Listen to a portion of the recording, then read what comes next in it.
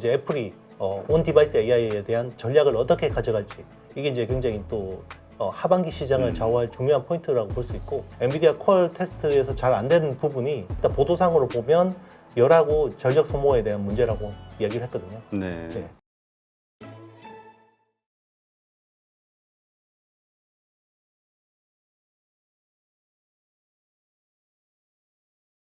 오늘 모신 분은 IT의 신 이형수 대표입니다. 안녕하세요. 네, 안녕하십니까? 네. 자, 요즘 반도체와 관련해서 AI 그 이슈 이게 계속해서 확산이 되는 느낌이에요. 또 AI 온 디바이스 AI 이쪽 지금 애플의 개발자 회의 이후에 이러한 것들이 이슈가 되면서 하드웨어 그다음에 소프트웨어 다시 좀 재부각을 받지 않겠냐. 뭐 계속 이렇게 좀 퍼져나가는 가운데에서 또 들리는 이야기는 중국에 대한 반도체 규제. 하여튼 지금 시장이 되게 혼란스러워요. 그 규제 때문에 또 매출에 한계는 있을 것 같은데, 자, 지금 어떻게 현재 시장 보시는지 한번 총평을 한번 해주시죠. 네, 일단 뭐 엔비디아가 최근에는 거의 혼자 하드 캐리하고 있는 상황인데요. 뭐 어제 새벽에는 조금 이제 조정받긴 했지만 실적 발표 이후로 굉장히 주가 흐름은 좋은 편입니다. 2022년 이제 11월에 챗GPT가 처음 공개가 됐고요. 그게 지금 이제 거의 1년 6개월, 1년 8개월 정도 이제 시간이 지났는데, 그 사이에 엔비디아 주가는 거의 10배 가까이 이제 상승을 했고, 엔비디아 친구들도 거의 다 지금 신고가 부근이고요. 국내에서는 단연 이제 SK 하이닉스하고 한미 반도체가 계속해서 주도를 하고 있고, 이게 이제 올해는 좀 주도주 흐름이 바뀌지 않을까라고 생각했는데, 상반기까지 놓고 보면 결국은 또 엔비디아와 그의 친구들이 계속해서 시세를 주도하는 흐름입니다. 사실 6월에 지금 되게 중요한 이벤트가 2개 정도 있다고 볼 수 있는데요. 일단 이제 6월 10일 날 애플의 WWDC라는 이제 세계 개발자 회의에서 이제 애플이 온 디바이스 AI에 대한 전략을 어떻게 가져갈지, 이게 이제 굉장히 또 하반기 시장을 좌우할 중요한 포인트라고 볼 수 있고, 또 하나가 이제 퀄컴입니다. 이제 퀄컴이 스냅드래곤 X 엘리트라는 칩을, 이제 원래 퀄컴은 모바일, 특히나 안드로이드 OS 칩을 주로 하던 회사잖아요. 근데 이번에는 윈도우 OS용 칩인데, 이 칩이 인텔이나 AMD의 칩셋을 거의 뭐 이렇게 압도할 정도로 뛰어난 AI 성능을 보이고 있기 때문에, 이런 부분에서 좀 이제 우리가 AI PC, AI 스마트폰, 뭐 이런 온 디바이스 AI에 좀 기대감을 모으고 있는 상황입니다. 네. 그래서 이 온 디바이스 AI 이것 때문에 뭔가 그러니까 디바이스가 되는 뭐 휴대폰이 됐든 PC가 됐든 확 증가가 되지 않겠냐는 기대감이 있습니다만, 지금 또 델 보니까 주가가 오늘 보니까 한 18%인가요? 폭락이 됐어요. 그러니까 전망이 별로 안 좋은 것 같아요, 실적이. 어떻게 봐야 됩니까? 실적은 되게 잘 나왔습니다. 아, 그래요? 네, 실적은 서프라이즈 나왔는데, 왜 주가가 이렇게 밀리냐면 기대치가 너무 높았던 거죠. 왜냐면 이제 우리의 기대치는 엔비디아 정도의 서프라이즈 나와줘야지 이제 서프라이즈라 인정하는 거죠. 엔비디아가 전년 대비해서 매출 성장률이 262%였고요. 엄청나네요. 네, 데이터 센터 매출 성장률이 427%였습니다. 이 정도는 돼야지 서프라이즈다, 이렇게. 그러니까 이 기대치들이 지금 네네, 다 맞아요. 눈높이가 높아졌군요. 맞습니다. 네. 자, 그러면 지금 어쨌건 이제 지금 미국의 중국 반도체 규제 이러한 그 액션들이 계속 나오는데, 근데 지금 나오는 뉴스, 중국 쪽 반도체에 대한 뉴스를 보면은 또 약진을 하고 있다고요? 네네. 사실 이제 미국의 제재가 전혀 뭐 효과가 없었다고 볼 수는 없는데, 중국도 뭐 이에 못지않게 굉장히 잘 대응을 하고 있는 것 같아요. 일단 이제 지금 제가 준비해온 자료를 보시면요. 네. 일단 그 중국의 1등 파운드리 업체가 있습니다. SMIC, 중신고지라는 회사인데요.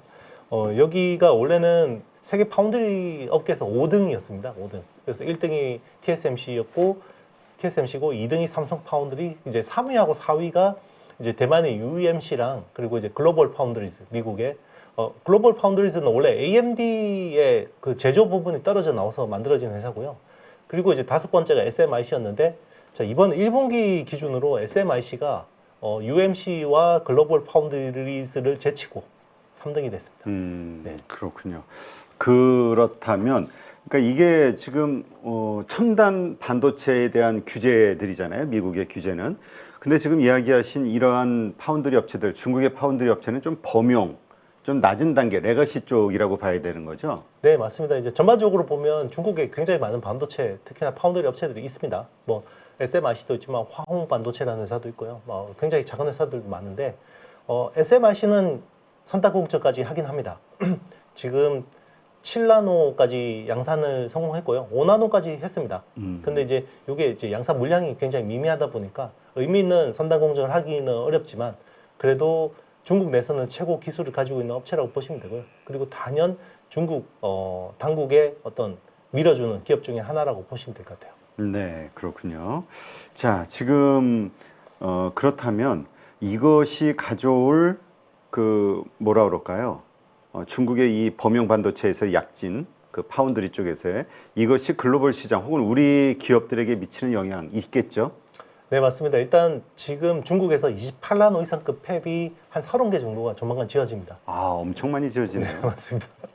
왜냐하면 이번에도 그 65억 65조 원 그죠? 네, 그걸 이제 3차 빅펀드를 이제 조성을 했고 이게 이제 중국 기업들한테 흘러가면 이게 또 엄청난 또 투자가 일어나겠죠.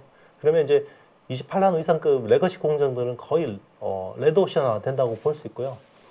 그러면 이제 거기 관련된 업체들은 글로벌 전반적으로 다 타격을 입을 수밖에 없습니다. 물론 TSMC도 사실 이쪽 레거시 공정에서 타격을 보고 있긴 해요. 근데 워낙 그 AI 가속기 쪽 선단 공정 수요가 좋기 때문에 그런 걸로 다 상쇄를 하고 있죠. 근데 이제 그쪽이 안 되는 뭐 UMC나 글로벌 파운드리스나 이런 회사들은 굉장히 이제 좀 어려워지고 있죠. 그리고 이런 부분들이 사실은 중국향 매출 비중이 높은 국내 기업들 있잖아요. 네네. 뭐 넥스틴이라든지 뭐 제우스라든지 뭐 주성 엔지니어링도 사실 중국 쪽 매출이 적지 않고요.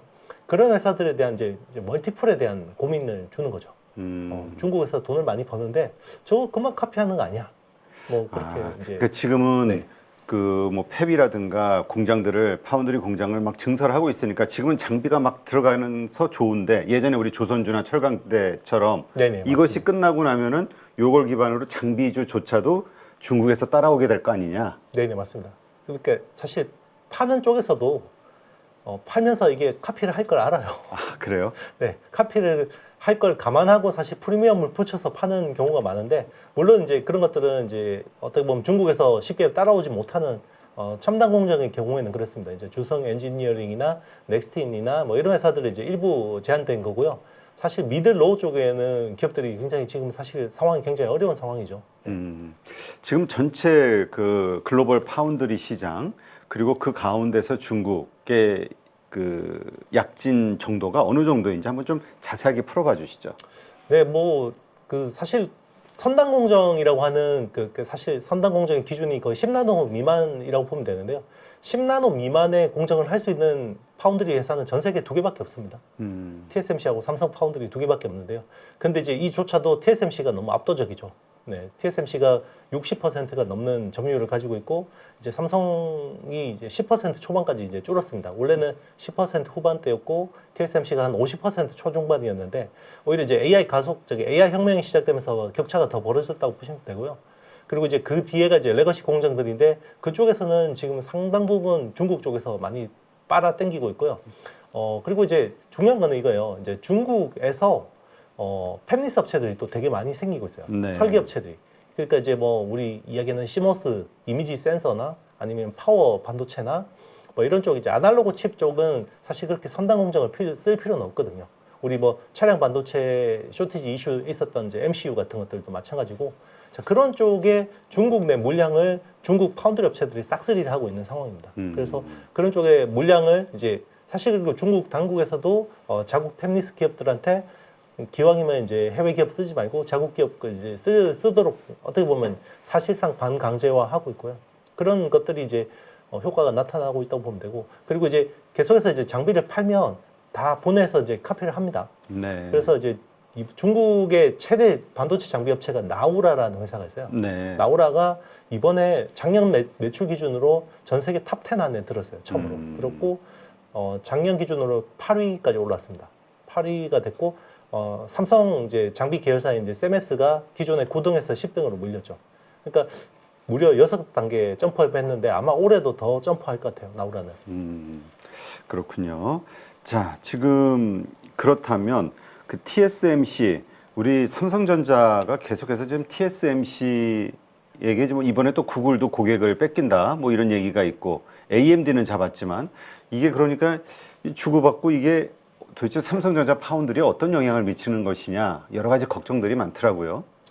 네, 사실 그 구글을 만약에 이제 뺏기게 되면 굉장히 뼈아픈 거죠. 네, 사실 아직 가뜩이나 결정된 건 아닌가요? 뭐 사실 거의 그렇다고 볼 수 있을 것 같습니다. 네, 뭐 아직까지 뭐 이 가능성이 일말의 가능성이 없지는 않은 것 같긴 한데 사실 쉽지는 않은 상황이죠. 그래서 구글을 뺏기면 굉장히 좀 뼈아픈 거고요. 사실 퀄컴을 뺏길 때가 그 결정적인 사건이었잖아요. 그 2022년 GOS 사태.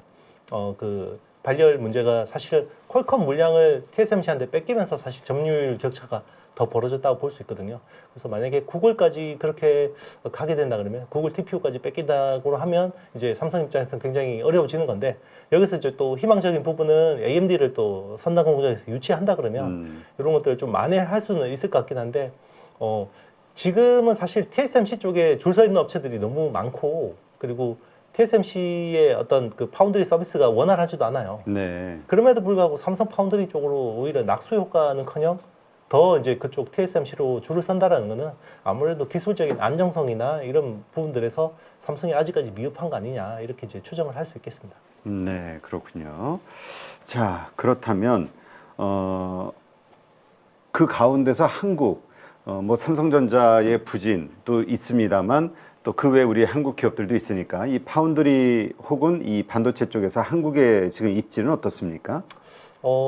사실 이제 어떤 선단 공정 우리가 이야기하는 뭐 5나노, 뭐 4나노, 3나노 이런 쪽에서 경쟁은 두 개밖에 없잖아요. 지금 TSMC하고 삼성 파운드리밖에 없기 때문에 충분히 우리가 기회는 있는데 최근에 이제 치고 들어온 업체가 있죠. 인텔. 네, 인텔이 사실 지금 선단 공정 쪽에 굉장히 이제 공격적으로 이야기를 하는데 그러니까 이제 똑같죠. 인텔에 대해서 믿을 거냐?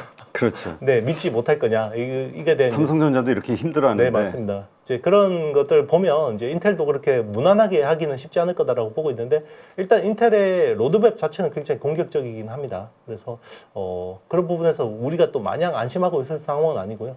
일단은 뭐 지금 TSMC하고 또 어떤 격차가 벌어지는 것만 걱정하고 있었는데 어느새 지금 인텔도 파운드리에서 추격을 하고 있는 상황이고요. 그리고 이제 사실 본진이 털리는 게 더 걱정이긴 하죠. 디램 쪽에서 보면 메모리 시장에서 보면 SK 하이닉스한테 사실상 이제 기술 주도권을 내줬잖아요. 네. HBM이라는 이제 기술 주도권을 내줬고 그러면 이제 SK 하이닉스를 빨리 또 HBM에서 추격하려고 했는데 이제 마이크론이 오히려 지금 더 삼성보다 더 상용화 속도가 빠르고 있죠. HBM3 쪽에서는 지금 삼성은 아직까지 엔비디아 코어를 못 받고 있는데 마이크론은 지금 코어를 통과하고 양산까지 지금 계획이 된 상황이기 때문에 삼성이 지금 전반적으로 굉장히 어려운 상황은 맞습니다.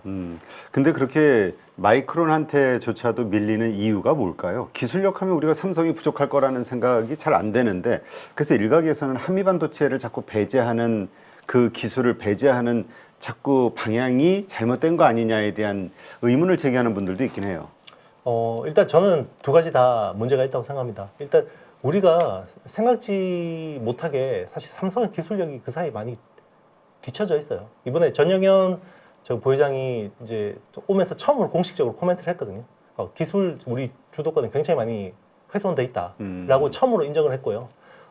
그리고 실제로 보면 디램 그냥 일반 디램 있잖아요. DDR5 쪽에서 네네. 보면 그쪽 선단 공정 기술이 SK 하이닉스나 마이크론한테 뒤쳐져 있어요. 그래요? 네. DDR5도 그래요? 네, 맞습니다. 지금 그 삼성이 주력으로 하는 게 1A라는 공정이 주력이거든요. 네. 1A는 14나노대입니다. 그런데 지금 SK 하이닉스하고 마이크론 같은 경우는 1B 공정 12나노대로 빨리 전환을 하고 있는 상황이고요. 삼성이 여기서 제일 늦습니다. 네. 그리고 왜냐하면 선단 공정이 뒤처지면요, 그 칩 자체에서 나는 열이 많이 나거든요. 그러니까 가뜩이나 이거를 디램 자체에서도 열이 많이 나는데 이걸 쌓아서 올리니까 열이 더 많이 나는 거죠. 그래서 이번에도 엔비디아 콜 테스트에서 잘 안 되는 부분이 뭐 정확한 내용은 아직까지는 뭐 확인이 되지는 않았지만 일단 보도상으로 보면 열하고 전력 소모에 대한 문제라고 이야기를 했거든요. 네. 네. 사실 근데 반도체에서 열하고 전력 소모가 거의 다거든요. 그러게 발열 문제는 설계 자체를 변경해야 된다라는 네. 의견도 있긴 하던데요. 그렇죠. 뭐 그래야 될 그럼 수도 시간이 있죠. 많이 걸리니까. 그래서 아마 1A를 지금 뭐 다시 그 리뉴얼 하기는 쉽지 않을 것 같고요. 차세대 공정인 이제 1B나 원시 쪽에서 뭔가 좀 제대로 해야 되지 않을까 생각이 들어요. 네, 참 여러 가지로 지금 삼성전자가 내후 외환에 휩싸인 것 같아요. 파업 문제서부터 시작해가지고 여러 가지로. 그래서 이제 주주들 입장에서는 되게 힘든 상황인데, 근데 그나마 어쨌건 저희가 그 HBM 관련해서 이제 계속 긍정적인 뷰를 가지고 있는 건 한미 반도체라든가 계속 좋은 흐름을 보여주고 있으니까, 그리고 이쪽에서의 기술이 하이닉스를 선두로 해서 뭔가 독점적인, 그러니까 아주 독보적인 기술을 가지고 있다. 이게 이제 위안이 되는데, 아까 말씀하셨듯이 HBM 관련해서 혹시 중국 쪽에서의 이게 치고 올라올 가능성, 요건 없을까요? 있습니다. 지금 중국의 그 디램을 하는 회사가 이제 창신 메모리가 있거든요. 그 CXMT라고 하는데 창신 메모리 같은 경우도 지금 디램뿐만 아니라 HBM 쪽에 굉장히 많은 공을 들이고 있고요. 그리고 HBM 양산하겠다라고 이야기는 했습니다. 그런데 기본적으로 거기는 그 EUV 공정이 없잖아요. 그래서 EUV 공정이 없기 때문에 10나노 후반대까지는 기술이 어느 정도 온 것 같아요. 그래서 뭐 19나노, 18나노 때까지는 온 것 같은데 지금 HBM 만드는 것들은 보통 지금 10나노 초중반대잖아요. 뭐 14나노, 12나노 때까지 내려와 있기 때문에 그런 디램을 만들 수가 없어요. 창신 메모리가. 그렇기 때문에 이거를 쌓아서 하더라도 하이엔드 쪽 HBM을 하기 힘들 것 같고요. 뭐 그 전세대 제품 뭐 HBM2E나 뭐 HBM2 정도는 할 수 있지 않을까 생각이 들어요. 그거나 또 자국 내에서 또 소비를 할 수 있거든요. 네. 중국 내에서 시장이 있잖아요. 혹시 이 파운드리 쪽에서 이 첨단 HBM이라든가 이거 좀 첨단이니까 여기는 중국이 기술 개발을 했다 하더라도 엔비디아 가장 큰 어떤 수요처 그 이런 쪽에서 못하게끔 구매를 못하게끔 미국 정부가 조치를 취할 것 같기는 한데 혹시나 이 일반 파운드리 범용 파운드리 쪽에서도 그럴 가능성이 있을까요? 일단 아직까지 미국 당국에서 전공정 말고 후공정 쪽에 규제를 하고 있지는 않습니다. 일단은 지금 공식적으로는 14나노 미만의 파운드리 공정 기술을 못 들어가게 막았고요. 그리고 128단 이상의 낸드 플래시 그리고 19나노 이하의 디램 기술을 못 들어가게 막았는데 일단 메모리에 대해서는 지금 바이든 대통령이 우리한테 예외 조치를 인정해 줬거든요. 네. 그래서 이제 중국 팹 업그레이드는 이제 할 수 있게 돼 있는데 이것도 트럼프 대통령이 오면 어떻게 될지 몰라요. 그래서 지금 빨리 테크 마이그레이션 해놔야 되는 상황이고 아직까지 후공정에 대한 규제는 없는데 이게 가능성이 있어요. 특히나 어드밴스드 패키징에 대한 기술에 대해서는 이게 제재가 될 가능성이 있는데 아직까지는 없기 때문에 우리가 충분히 잘 대응해야 될 것 같습니다. 그 범용 반도체 하면은 몇 나노 정도까지가 범용 반도체라고 봐야 됩니까? 그리고 우리의 주력 나노가 어떻게 되죠? 범용에서?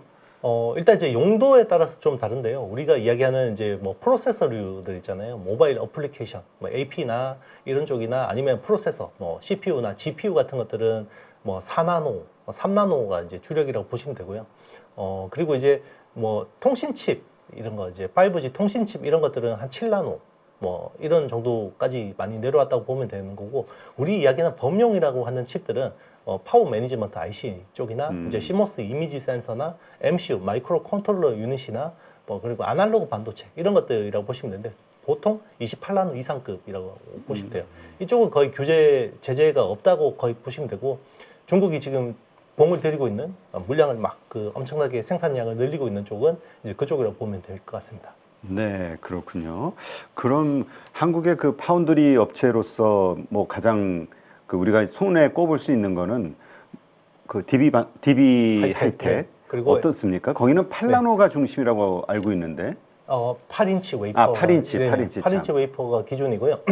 지금 이제 국내 그래도 그 레거시 쪽에 파운드리를 하는 회사는 DB 하이텍이 있고 그리고 SK 하이닉스 쪽에 이제 자회사가 있습니다. SK 하이닉스 시스템 IC라는 회사가 있는데 거기도 이제 그 어떤 그 8인치 웨이퍼가 주력이고요. 그리고 거기서 또 키파운드리즈라는 회사를 인수했어요. 예전에 매그다칩의 어떤 그 제조 부문을 또 인수를 했기 때문에 거기서 이제 어떤 8인치 웨이퍼 그러니까 레거시 공정 쪽을 많이 생산하고 있는데 그런 쪽은 이제 사실 중국 때문에 녹록지 않은 상황이에요. 그래서 그런 쪽에서는 이제 생존하기 위해서는 특화하는 수밖에 없습니다. 그래서 DB하이텍 같은 경우는 이제 아날로그 쪽에서 특히나 하이 볼티지나 이런 쪽에서 좀 나름의 특화를 해서 좀 이제 중국하고 좀 다른 거, 조금 특별한 거 그런 것들 좀 해서 좀 시장을 지키려고 하는 뭐 상황이죠. 네. 그러면 혹시 SK 하이닉스도 어쨌든 파운드리 업체들을 가지고 있으니까 자회사를 가지고 있는데 그 어떻습니까? 규모라든가 비전, 이 파운드리 쪽에서도 뭔가 어떤 큰 성장을 거둘 가능성 이런 게 있을까요? 기대할 만한 게? 일단 이제 파운드리에서 사실 뭔가 우리가 기대하는 성장을 하려면 삼성 파운드리처럼 선단 공정을 투자를 해야 되잖아요. 네. 사실 SK 하이닉스가 그럴 만한 여력은 없어요. 음. 지금 D램 쪽에 투자하기도 버거운 상황이기 때문에 최근에 이제 HBM 캐파를 투자해야 되는데 돈이 없어서 지금 엔비디아가 돈을 꽂아주고 있는 상황이거든요. 아, 이번에 그 1분기 실적 발표하고 나서 이제 그 재무제표를 보면 계약 부채라는 항목이 있어요. 네. 계약 부채가 지난 4분기가 1조 5천억 정도였는데 이번에 보니까 2조 7천억으로 늘었습니다. 그러니까 계약 부채라는 게 뭐냐면 미리 돈을 주고요, 고객사가 물건으로 만들어서 갚아줘라는 거거든요. 성금. 네, 맞습니다. 선수금입니다. 음. 그렇기 때문에 이제 지금 SK하이닉스가 지금 HBM 쪽도 투자하기가 막 지금은 쉽지 않은 상황인데 그걸 또 파운드리까지 한다는 건 쉽지 않고요. 파운드리는 그리고 팹 하나 만들면 보통 20조. 아, 엄청나게 돈이 드는군요. 엄청나게 돈이 들어요. 파운드리는 쉽게 그러니까 이 캐파가 돼야 되니까 맞습니다. 이게 쉽지 않겠네. 그래서 예전에 그 UMC나 글로벌 파운드리즈도 왜 14나노까지 하다가 스탑을 했냐면 10나노까지 내려오려고 하니까 이게 투자 규모가 너무 큰 거죠. 사실 그 글로벌 파운드리즈 같은 경우는 대주주가 아랍 쪽 국부 펀드거든요. 네. 그러니까 굉장히 돈이 많은데도 불구하고 이게 와, 밑빠진 독에 물 붓는 수준이다 보니까 10나노 공정 개발을 포기했습니다. 몇 년 전에. 네. 알겠습니다. 하여튼 이러한 상황, 이 가운데에서 어쨌건 중국의 반도체주들이 그 파운드리 쪽에서 약진이 있고 그것을 통한 우리 그 반도체 장비주들 지금은 호황이지만 이것이 언제까지 갈 것이냐 혹은 중국에서의 그 카피 본에 대한 우려 이런 것들 때문에 이 멀티플 밸류에이션에 대한 고민은 지금 좀 해봐야 될 때다. 지금은 좋지만. 네, 뭐 그렇게 볼 수 있겠습니다. 네, 알겠습니다.